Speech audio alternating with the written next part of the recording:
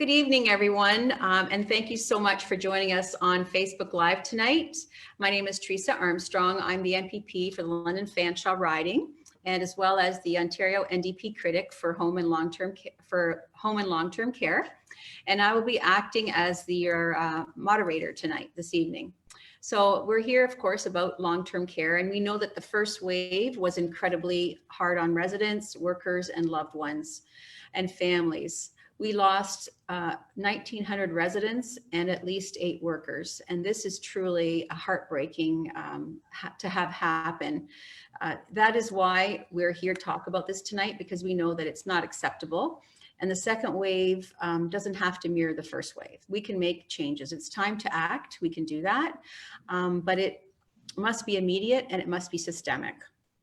So today I'm joined by some of expert panelists who can help us guide the discussion, but we want to hear from you out there as well. It's really important we hear your voices. So if you have any questions, please share them with us in the Facebook comments. And first up is I'm going to have my my guest panelists, which are my London colleagues.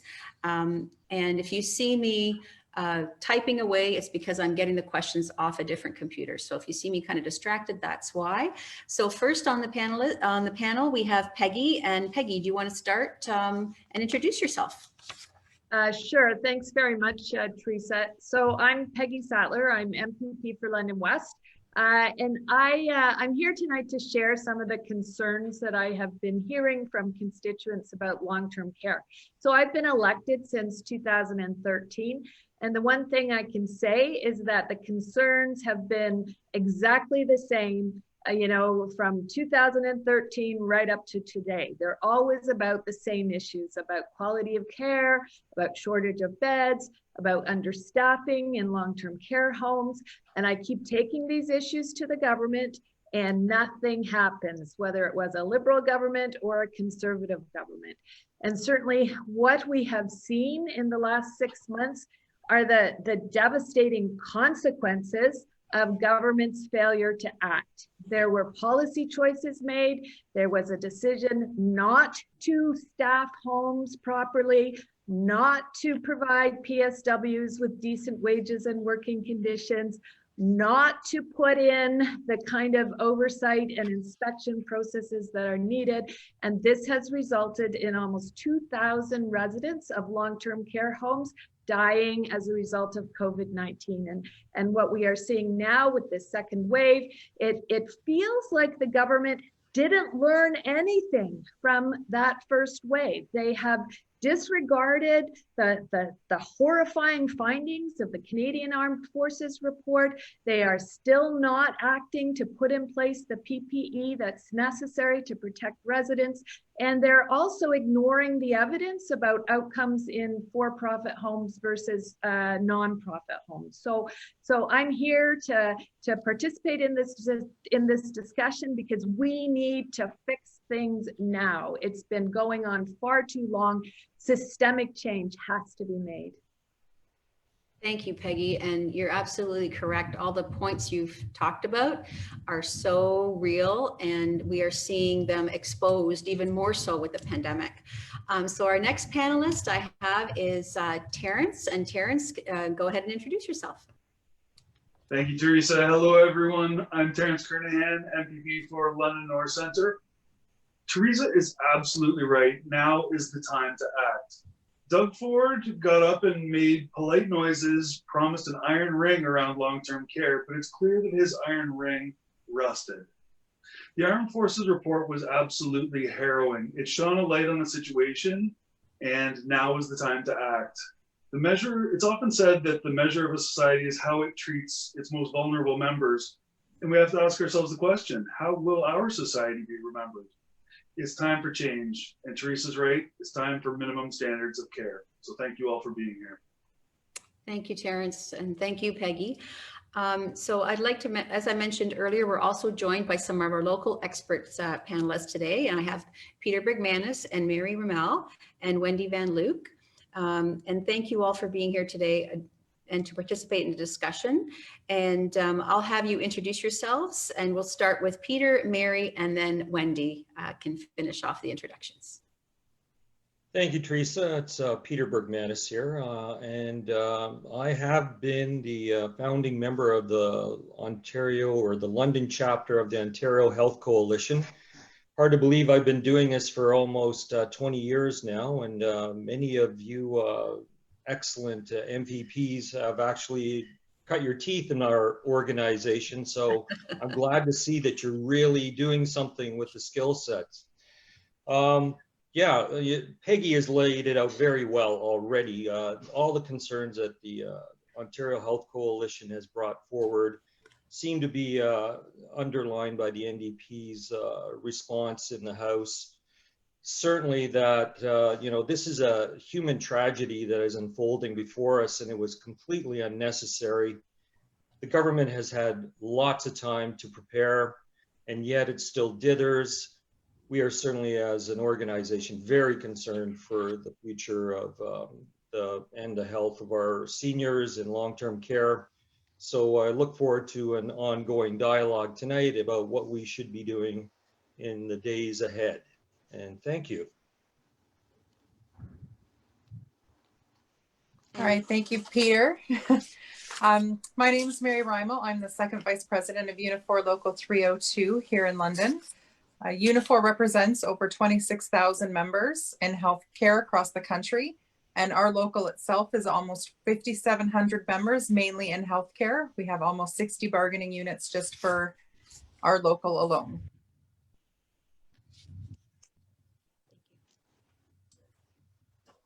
Hi there.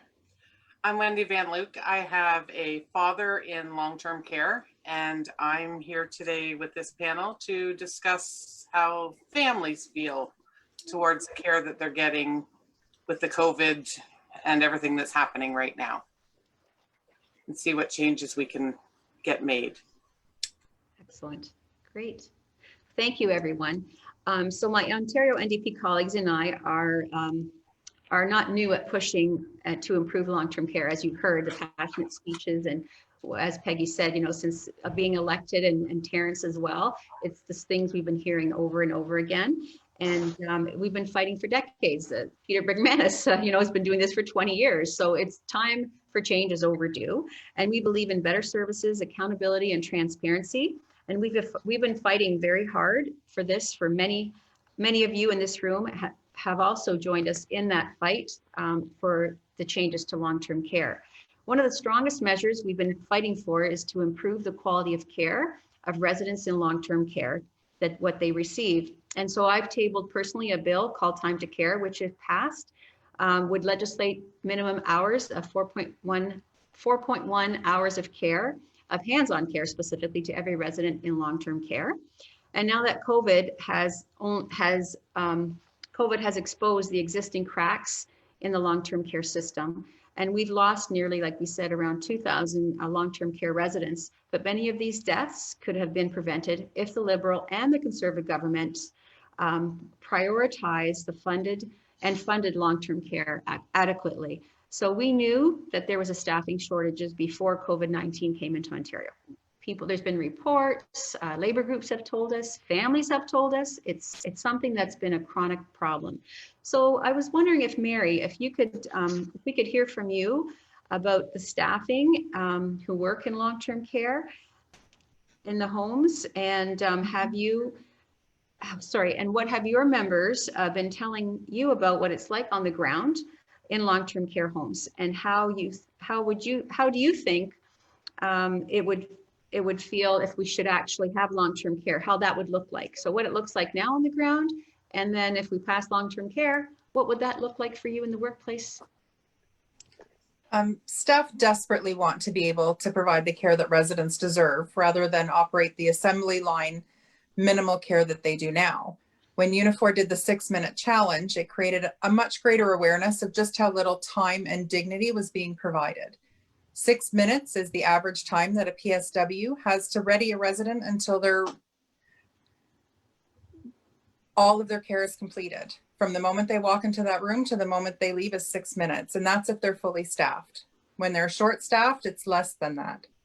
Quality care should be the guiding principle in every facility. We need to see an investment by investing in providing full-time jobs with adequate compensation. We've talked about continuity of cares for many years, but when the homes are operating with such a high complement of part-time workers, the continuity becomes quite a challenge. Retaining and recruiting workers is going to take a major investment. Right now, our members are quite frankly exhausted, overwhelmed, and hanging on by a thread. They've had to isolate from their families for long periods of time for fear of bringing the virus home to their loved ones. And we've heard that from many that the commitment, they've committed to toughing out things because they were guardedly optimistic that there was finally going to be some permanent critical changes. And that optimism is quickly fading with every Band-Aid approach that's being applied to the long-term care system. No, absolutely. I remember that 6-minute challenge that was put out there. You get up out of bed, and we're not 80 or 85. We don't have a lot of health issues, and it's difficult to get up and get yourself out the door, combed, teeth brushed, and dressed in 6 minutes.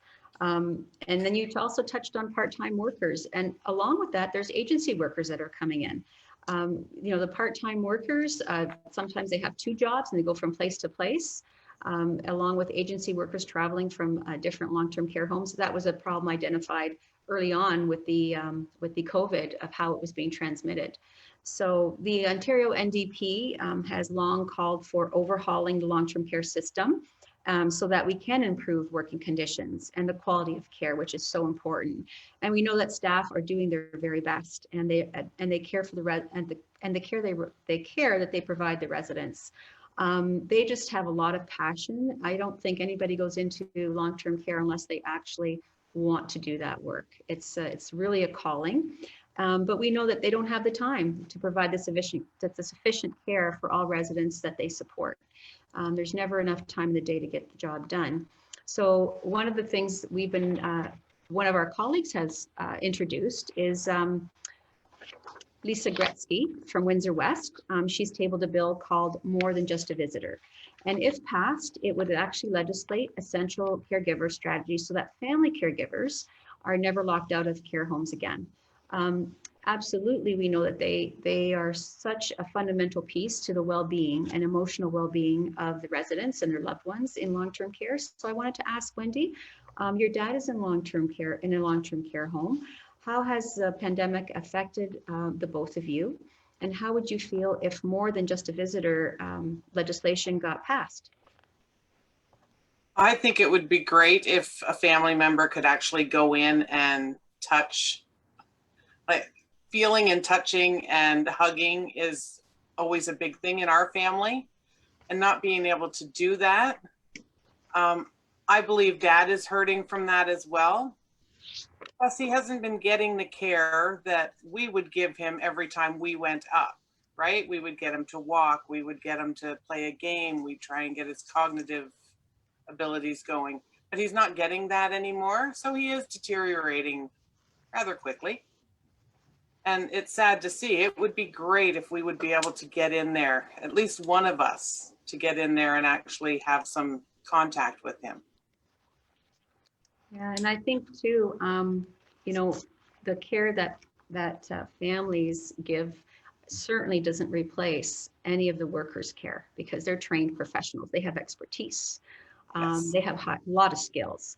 But I think it's that, real personal touch between family and a loved one that people really feel neglected and isolated when they're not having access to their loved ones. So the essential caregiver would really help kind of legislate that and make the government take on a strategy so that there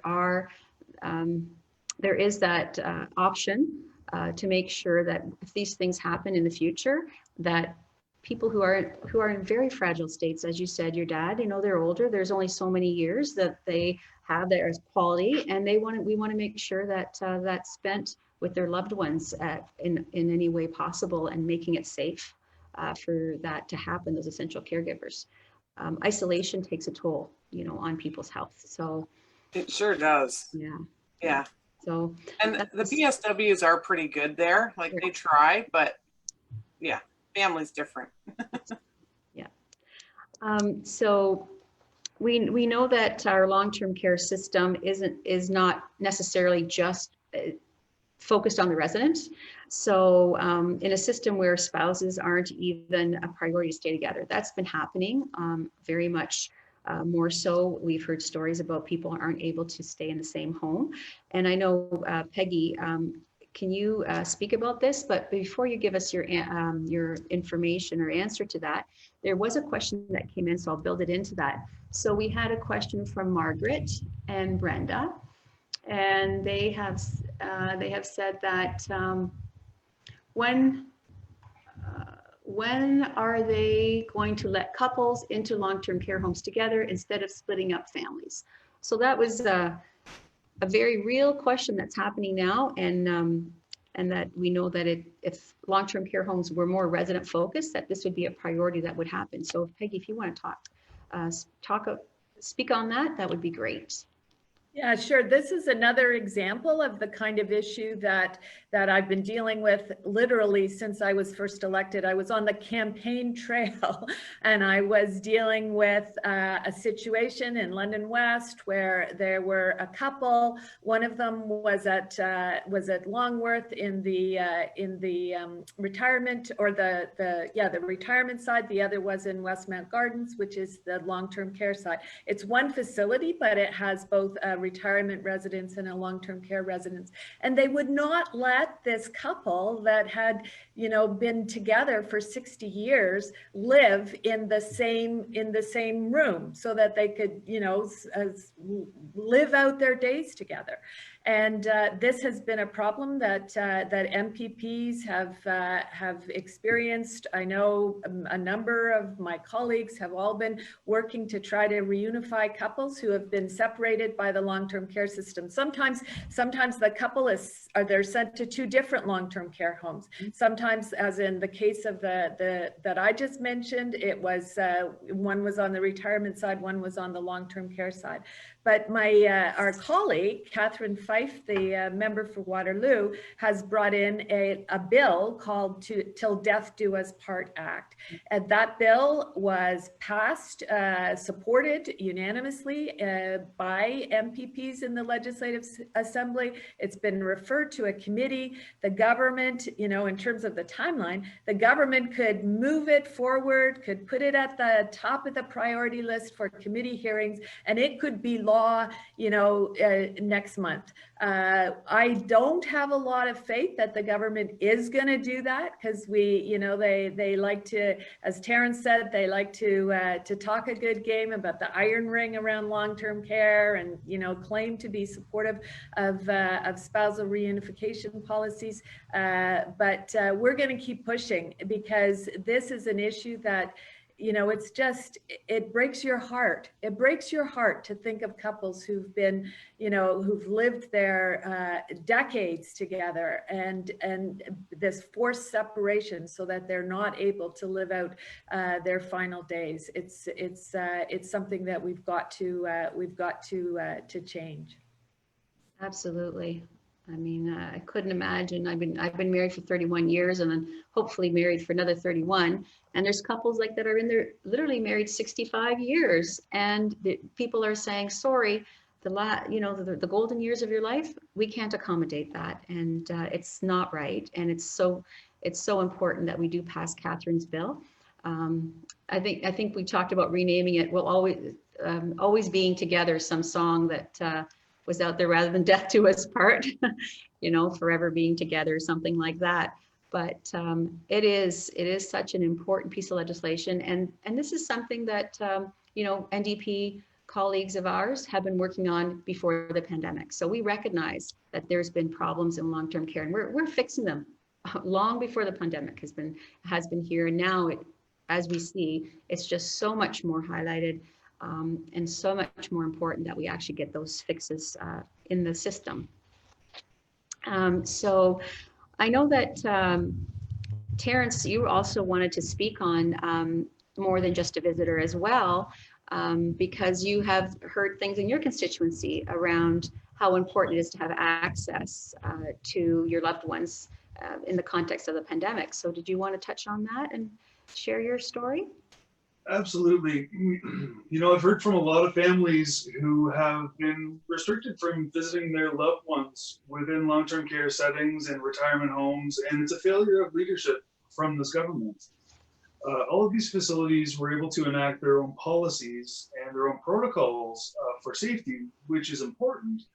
However, they've also let down a lot of families who do buttress and support the long-term care system by providing you know, essential care for their loved ones. So with our More Than a Visitor Act, we want to make sure that those essential caregivers are given certain rights because they do take on a number of different responsibilities. So that would be giving them access, you know, to ensure that they can visit their loved ones. And that means, you know, adhering to the safety protocols of the home in question. But they're more than simply a visitor. It's not as though they're simply going there to they're going there to contribute to the care. They also need to be fully informed with decisions regarding their care. You know, I think back to you know, a family that I've been dealing with, and they had you know, an experience within the long-term care system, and they wrote to the then Minister of Health and Long-Term Care, Dr. Eric Hoskins, a number of times, and they received replies with their name misspelled. They weren't complaining about the home itself. It was Mount Hope. They actually were quite supportive of the folks at Mount Hope, but they required more time from PSWs. And really, when you take a look at the More Than a Visitor Act and the Till Death Do Us Part Act, it's really about bringing a human touch, bringing more humanity to government and to policies. To think that folks can be separated after committing their lives to one another through marriage, that they'd be separated in different facilities it's incomprehensible. You also think about that bond that they have, whether it's an essential caregiver or a spouse. They understand that person. They know how that person communicates. They can explain things to them. You take a look at Alzheimer's or dementia, and we know that because of this isolation, folks have shown quite a dramatic decline in their health. Not being around your loved ones has a dramatic impact on a human being. I think of a constituent of mine, Shannon, who would love nothing more than to simply hug her mother. But because of policies in place in the home, she's not able to do that. There's, you know, a great deal of science behind the act of human touch and the comfort that it can provide to our loved ones. And not being able to do so is something that is really hurt both Shannon as well as her mother. No, it's absolutely correct what you just said. And then, you know, there's also, we have Laura May Lindo from Kitchener Center, and she also introduced a bill for seniors advocate. She'll be debating that bill on Monday. And again, it's a step for people who are in situations where they need someone to advocate for them. They don't have a voice. They maybe don't know how to navigate the system. And the seniors advocate is another piece of making sure that they get what they need, right? So she'll be, like I say, tune in on Queen's Park on Monday morning, the 19th of October, and that'll be debated. And I'm sure as we get into our questions, we can expand on that seniors advocate piece. So moving along with the COVID piece, I mean, during the COVID, the Ontario NDP repeatedly urged the government to take action now. So we had actions that we were just describing prior to COVID and during COVID, as we're talking about the essential visitor. But also we called on the government to hire enough workers in the long-term care, especially the personal support workers, because we know that there's a shortage. We've heard it time and time again. We asked the government to mandate that enough frontline staff are scheduled so that all residents are guaranteed a minimum of 4 hours of hands-on care per day. By passing my time to care bill, that would accomplish that. We also called on the government to immediately reestablish a mandatory comprehensive quality resident inspections The government had cut those out, and they're literally annual, yearly audits that are done in long-term care homes, and those need to be reinstated so that we can make sure that we continually have that transparency and accountability. And then we also asked them to create a funded PSW recruitment and retention strategy to train, hire, and retain staff in long-term care homes. Because we know that people were leaving long-term care homes because of the conditions that they had to work in, and then provide a permanent wage boost for PSWs and other frontline long-term care staff. And so far, the government hasn't supported either of these initiatives, any of them that we've called on during the pandemic. So I wanted to hear from Peter what you've been hearing about this regarding long-term care homes in London on the ground. Can you share some of that? Well, I think you can't extricate it from the situation in the hospitals either. As we are calling this the second wave, which is really just a continuation of the first wave, although it's increased in strength. We never did wipe it out. And we now know that because no measures were actually taken in any kind of concerted, concrete effort by the government with any kind of centralized control measures, it's now going to expand. So we weren't the worst hit city, clearly not. But we did have the occasional home that was under quarantine. We certainly have had our share of deaths in the city, not on the scale seen province-wide, but certainly worth concerning citizens of London. We have been very concerned that because of the lack of proper preparation, the PPE situation is still unabated. We cannot really claim that healthcare workers are fully able to access the proper protective equipment they require in any of these settings. You've already alluded to the fact that the owner-operators are capable of determining what is appropriate for the setting unless the individual, under the latest directive from the province, desires a better quality of PPE. But all of this, again, is so laissez-faire and typical of the Ford government. And the home inspections are to be reintroduced, but they're under the current standards. And we already see how woefully inadequate the current standards are. There are no minimum standards of care. We're still dealing with predominantly for-profit operators that have had over 40 years to upgrade, even after receiving government funding to upgrade facilities. They have been dragging their feet because they rather do payouts to their shareholders. All of these are intrinsically tied to, and with our hospitals now gaining overflow again, we used to have the highest overcrowded hospital in the country here at London Health Sciences Centre. They are now behind their surgeries. Mm-hmm. They have not stated that they're going to stop that. They are going to continue trying to get caught up on all these surgeries that have been backlogged. And unfortunately, because now capacity is being reached, we're going to have real issues of where sick individuals are going to go. And now they're going to really face a situation in the hospitals as well as the long-term care facilities. So we have a lot of concerns all the way through the entire system. And, we're going to have our hands full. Yeah, I think your prediction is correct. We've had our hands full. I think it's just with this second wave coming, we need to get it under control and make those changes. And so tonight we're here to talk about that. And I actually have our first question. So the first question is from Darlene.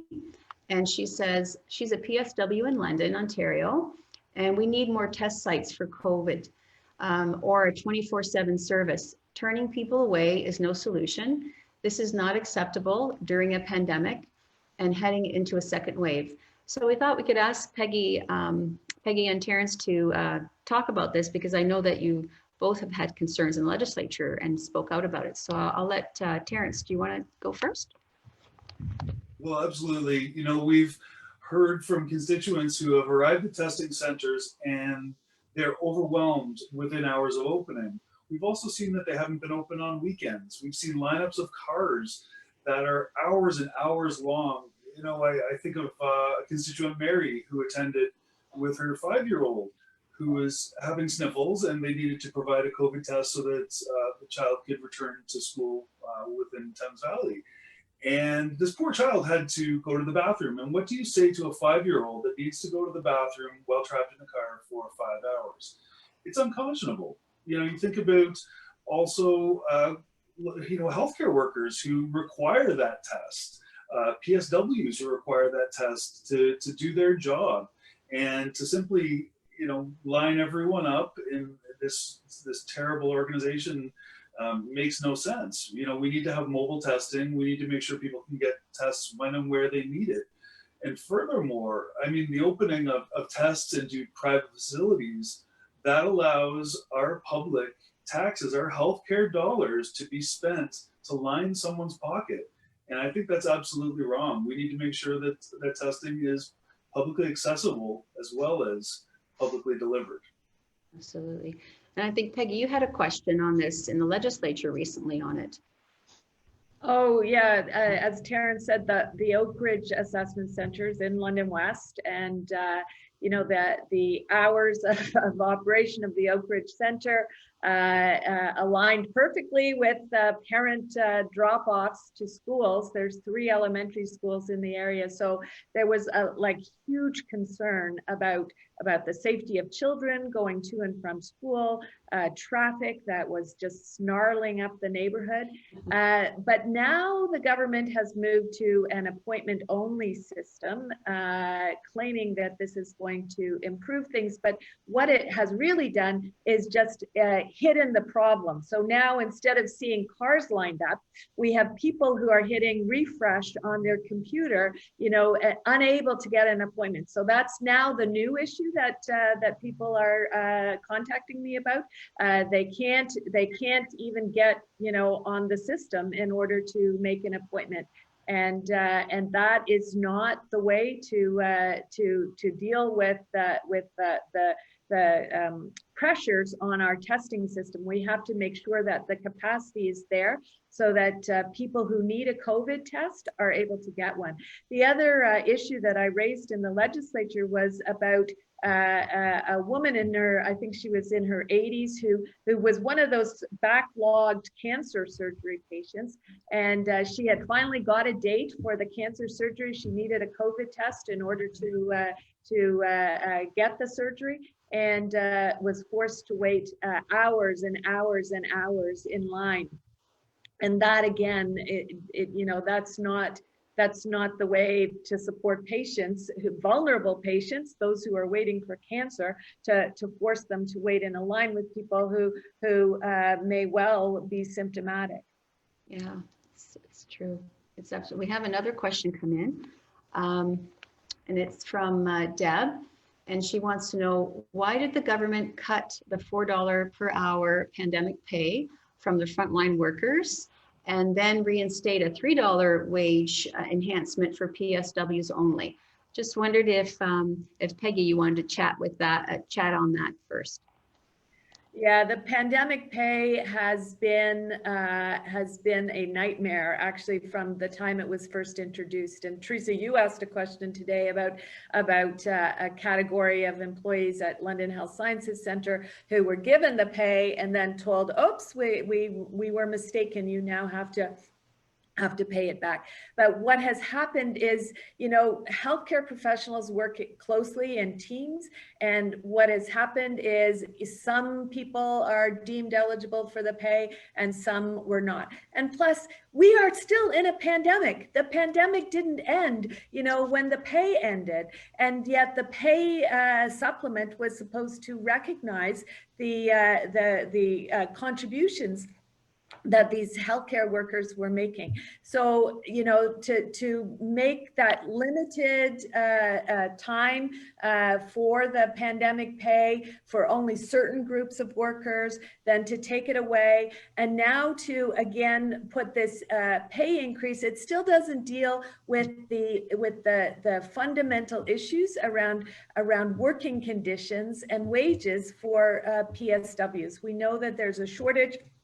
This is not a big picture kind of, you know, long-term recruitment and retention strategy. This is a stopgap, you know, Band-Aid measure that's not really going to address the need for PSWs in the long-term care system. You're absolutely right. There's no long-term vision into investment. It's just solving the immediate issue, and we've had issues before that need to be rectified and dealt with from here forward. Mary, I just wonder if you could comment on that question about the pandemic pay and how it was, you know, $4. Now it's still on a temporary basis. I think it's for till January, 6 months for $3.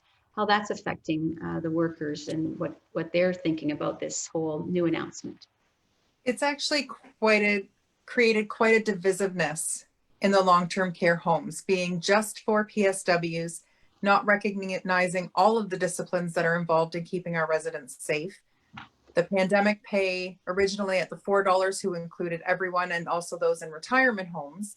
The new one doesn't include retirement home workers. It was also a little bit of we understand we have now forced you to choose one workplace. Because they're under the one work site order, they're losing a majority of their income from their second job. But that's not just PSWs who are forced to work at one work site. It's also your dietary staff, your recreation staff, your maintenance staff, your RPNs, your RNs. And well, yes, the PSWs deserve a raise. No one's saying that they shouldn't, but it's a whole team in long-term care. You're absolutely right.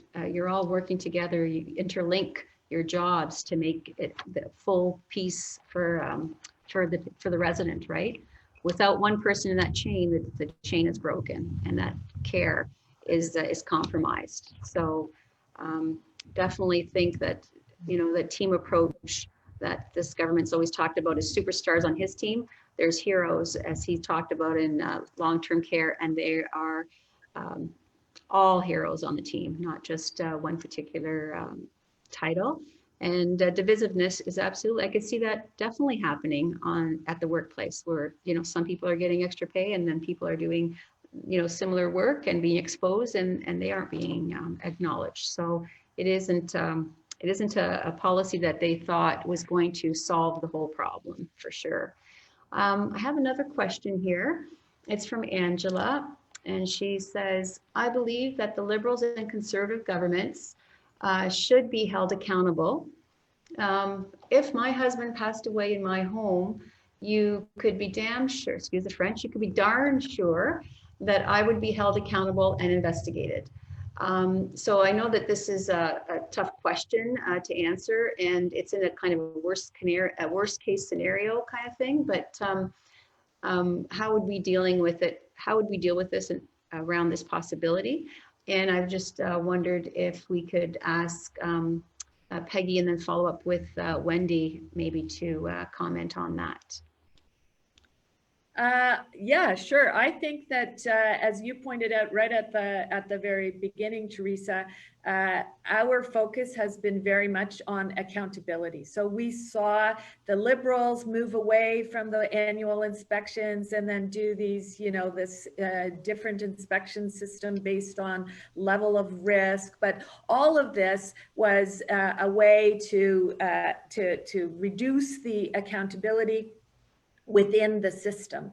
And so we need to have a rigorous inspection system. We have to have those monitoring processes in place so that we can provide that kind of accountability that families deserve.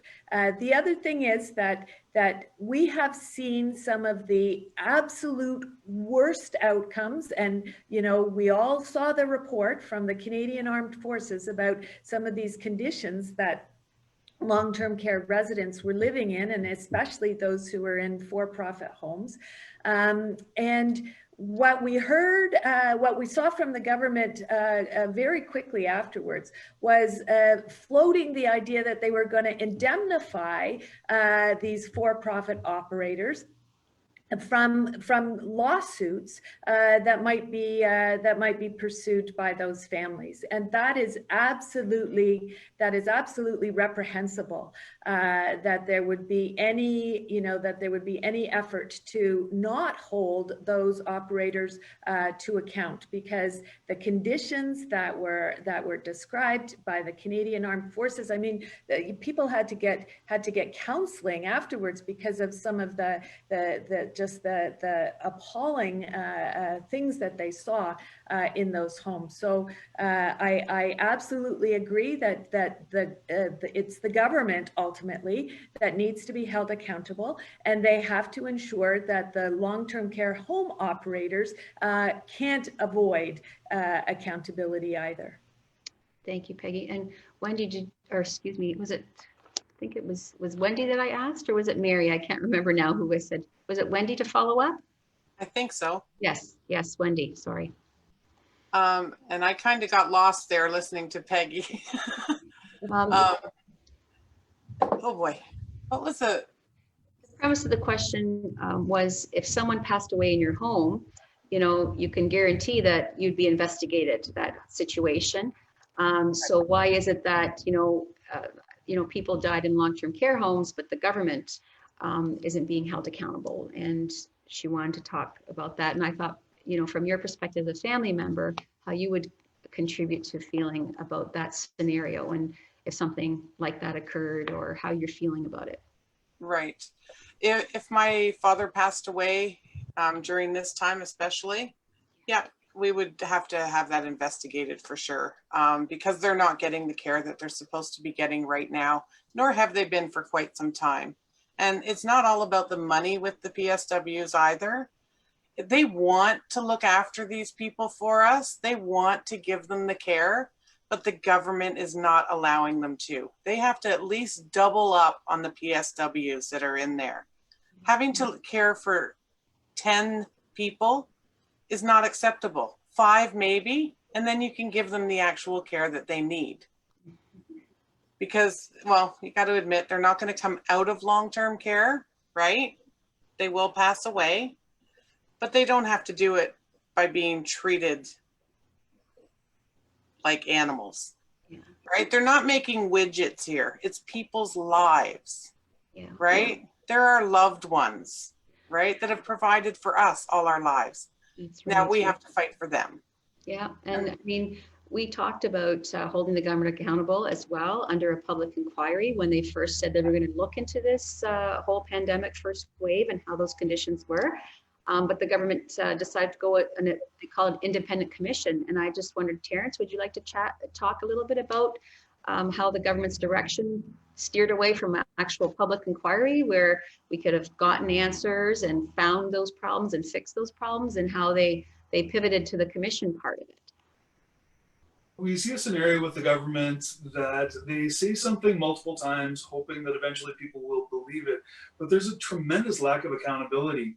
They talked about their commission that was going to look into long-term care, and it's a hand-picked commission that meet in back rooms. They are not going to hold any public meetings whatsoever. So families who have lost a loved one needlessly will have no sense of ever being heard. They'll never get a chance to provide a voice for that person who died because of COVID-19. The government keeps stating that this commission is arm's length, but the only reason it's arm's length is because they might be physically distanced. Ford has hired his long-term care lobbyists and friends, and as Peggy has touched upon, identifying long-term care operators from liability is absolutely wrong. At the beginning of the pandemic, we fought to ensure that PSWs were not acting as vectors for the virus and working within one home.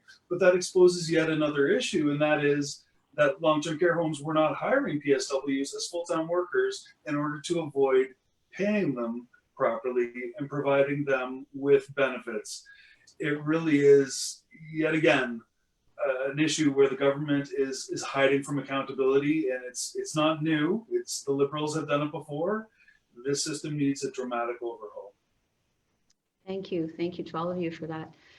We have another question here, and we have a number of questions from Sonia regarding for-profit and privatization. And she asks, why are we giving for-profit corporations the money to become richer?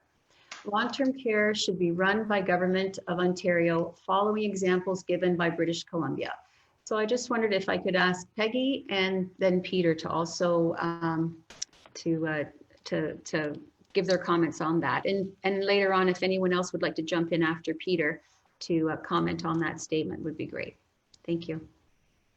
Yeah, I'm going to be very brief. I really want to give a shout out to the Ontario Health Coalition and the amazing research that they have done, the documentation that they have collected, and the evidence that they have presented showing the direct connection between for-profit long-term care and really bad outcomes for residents. So I know that we as a caucus with the NDP have really relied on that research, and it has really informed the work that we are doing. But sort of fundamentally, as a principle, for people to be earning profit off of the care of the most vulnerable among us, there is something that it's just inherently wrong. And so, you know, we as a party have had a long time commitment to taking profits out of care, and that, you know, the evidence that we have seen from COVID only sort of strengthens the rationale for moving in that direction. So I'll let Peter talk now. Thank you, Peggy. Yeah, we already know that for-profit is probably the greatest and most emblematic situation that we have that is affecting our so-called universal healthcare system. And that because long-term care has been excluded from the same principles as we would accept for hospital care under the Canada Health Act, all of these problems have now come to the fore. Clearly, operators shouldn't have been allowed to be able to enter our healthcare system dealing with the most vulnerable patients, but they were forced, or not the operators, but patients were forced to become residents of long-term care when they should have really been in chronic care hospitals. Chronic care beds were shut down in the mid-1990s by the former Harris government of the Conservative Party. And hence we found that very acute patients, very ill patients, were now finding their way into long-term care facilities. Simultaneously, the majority of those long-term care facilities went from being publicly owned or municipal to privately owned. And a lot of connections right to Mr. Harris and all the way to this current government are tied to that very same industry. Hence why we're not seeing any kind of licenses being pulled for negligence or criminal behavior, literally, from some of these operators who have seen so many deaths in their facilities. 80% of all the deaths have been senior citizens. The majority have been in private for-profit homes. That's a strong indictment of why we don't need for-profits in this industry. Quebec, they've had as much time as Ontario has had to figure out what to do. What did they do? They stabilized the workforce immediately by providing education, paid for education, recruitment for PSWs, and ongoing retention strategies. BC did it 6 months ago, guaranteeing full-time hours, making sure that those care providers actually got decent compensation and were working full time. Ontario, nothing of that sort has happened. It's piecemeal, it's dangerous, literally dangerous, and we would be calling on the government to immediately step up to the plate and act like the government for the people. You know, if you take a look at the concept of profit in healthcare, it is anti-Canadian. You know, part of our values are that people should be able to get care regardless of their ability to pay. And quite frankly, that is something that saves our society money in the long run. If you want to look at it in such a cold way, really, it's just the right thing to do. But our elders are not a resource. You think about the millions of dollars that have been extracted from families for these operators is really scary. I mean, Peter just mentioned it. You take a look at the legislation that was scuppered under the Mike Harris government, the 2.5 hours of hands-on time per patient per day in long-term care removed to nothing. And Mike Harris now sits as the chair of the board at Chartwell. You know, I'll allow the audience to connect those two dots. Mm-hmm. Thank you. Mary, did you want to say anything about that, or about the profits in care? Well, it's very evident from the multiple reports that for-profit care is at the detriment of the residents. And I feel unless you are part of the system as a regular lay person looking at and shopping for different homes for your parents, you think, oh, I'm spending $7,000, $8,000, $9,000, $10,000 a month for this home for my parent. They must be getting great care. But in reality, those are the workers that are making $15, $16 an hour to look after your mom or your dad or your son or daughter. And there is no correlation between how much you pay to how much care they receive. In fact, it's more the non-for-profit homes who have a better staffing ratio mix because they are funneling their money back into the front lines. Yeah, they're making millions, millions.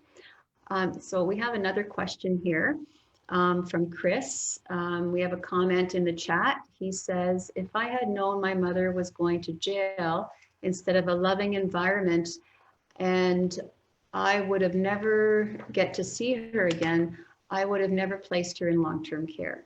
I blame the government for not giving us enough care hours to keep her in her apartment.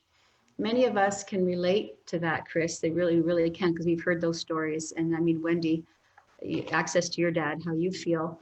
And I'm sorry really to hear about your mom, that happened during when she was in long-term care. So Chris, because it is people like yourselves that's why we're committed to improving long-term care and making changes in the system. And so we developed a vision for seniors care. And we have 7 pillars that we've consulted. We went and asked people from a whole survey, so we'd have a broad perspective. We did regional outbreaks for people to give us their feedback. We've talked to family members and stakeholders, and so we developed this vision around seniors care that have 7 pillars, which are the overhauling the home care system, shifting from big to small, like moving from a larger institutional setting to smaller community-based settings for long-term care, improving the quality of care, and then improving working conditions we've been talking about as well, supporting family caregivers, that's an important piece with some of the stuff that we did, and then demanding accountability and transparency, and then removing profits from care that we've talked about. So if I could ask Peggy and Terrence maybe to expand a little bit on some of those pillars, and again bringing the connection of what we've been doing and strengthening the vision for seniors care in the long-term care home sector. So if I could ask Terrence to go first. Yeah, absolutely. I think what it comes down to really are NDP values of treating people in a more human way.